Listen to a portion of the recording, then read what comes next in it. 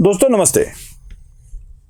हर कोई एक ही सवाल उठाता है कि भारतीय जनता पार्टी अब पूरी तरह से बदल गई है और खास करके अजीत पवार की पार्टी को साथ रखने पर विवाद होते हैं।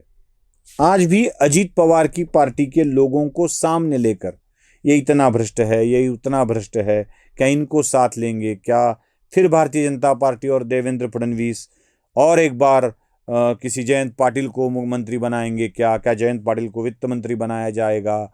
ये सारी बातें चलती रहती है और अजीत पवार पे तो ऐसे कई आरोप लग चुके हैं। मैंने भी लगाया है, मैंने भी बोला है कि अजीत पवार ने क्या वो सिंचाई विषय में, सिंचाई विभाग में किया घोटाला, उसके ऊपर हमने बात की है। अजीत पवार के संदर्भ में, शिखर बैंक के संदर्भ में या शुगर फैक्ट्रीज के संदर्भ में हुए घोटालों के बारे में हमने विस्तृत चर्चाएं की है। सब कुछ हुआ है, लेकिन मैं अजीत पवार के संदर्भ में एक वाक्य आपसे बहुत प्रामाणिकता से और गंभीरता से रख रहा हूं।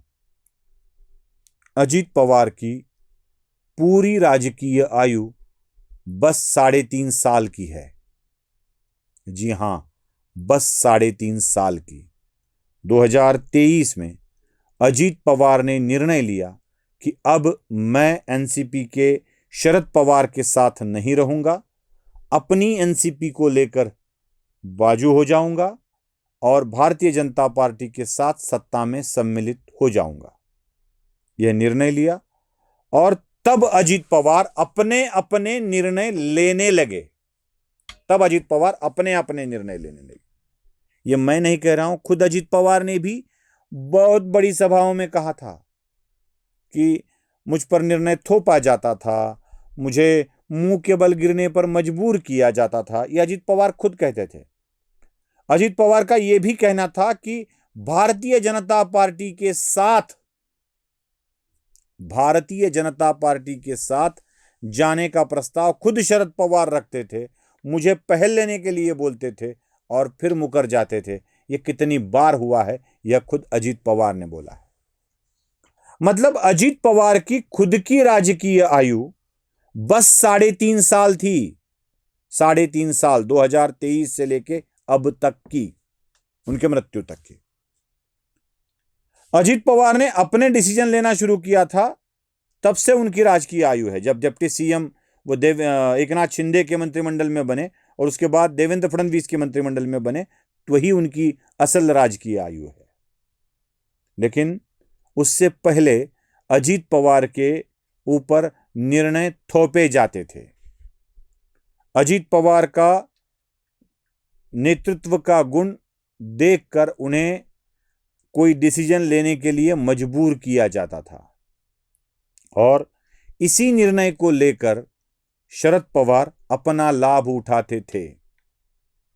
मैं आपको बता दूं कि मैंने जितने भी विषय आपके सामने प्रस्तुत किए हैं शुगर फैक्ट्रीज के, वह नाम पे तो दर्ज है अजीत पवार के, लेकिन उसका असल लाभ लेने वाला कोई और है। जैसे कन्नड़ शुगर फैक्ट्री की खरीद फरोख्त करते वक्त नाम तो आया अजीत पवार का, लेकिन वो असल में हवाली है, उसको चलाने वाले रोहित पवार है। किसी भी मामले को उठाइए, किसी भी मामले को, उसके असल लाभ लेने वाले लोग अजीत पवार होंगे। मैं ये नहीं कहता कि अजीत पवार को कुछ लाभ नहीं मिला होगा। असल लाभ लेने वाले लोग कोई और थे। शरद पवार थे, सुप्रिया सुळे थी, रोहित पवार थे और बदनाम हुए अकेले अजीत पवार। सब चीजों का भार अजीत पवार के ऊपर थोपा गया। मैं फिर से कह रहा हूं, इसके कारण मैं अजीत पवार के सारे पिछले रिकॉर्ड्स को साफ करना नहीं चाहता। जो आरोप थे वो आरोप थे, है, रहेंगे, उसके ऊपर बात होती रहेगी।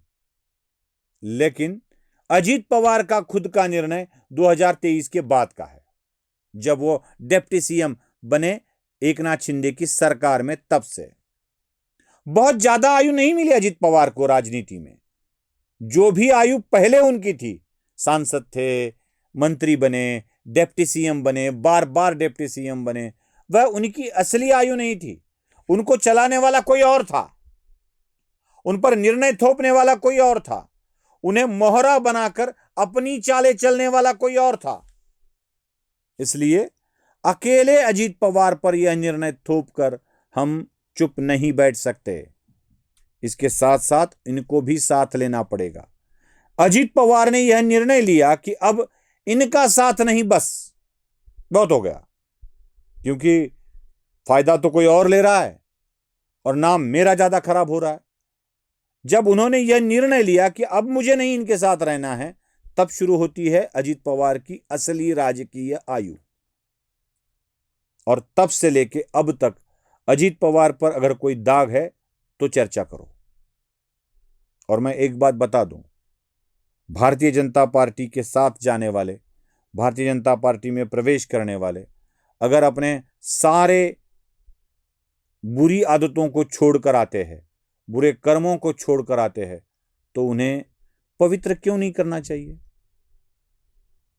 Washing machine Bharatiya Janata party को अगर बोला जाता है तो उसमें कोई गलती नहीं है।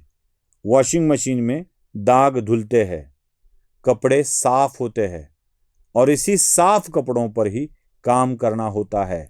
तो अजीत पवार की ऐसी ही अगर सफाई हो चुकी थी 3.5 साल पूर्व और वो इनके साथ आए थे, तो अजीत पवार की आयु ही असली आयु समझी जाए और उन्हें तब से आंका जाए और पहले कामों के लिए सिर्फ अजीत पवार को नहीं बल्कि अजीत पवार से जिनको लाभ हुआ है उन सभी को इसमें पकड़ा जाए। नमस्ते।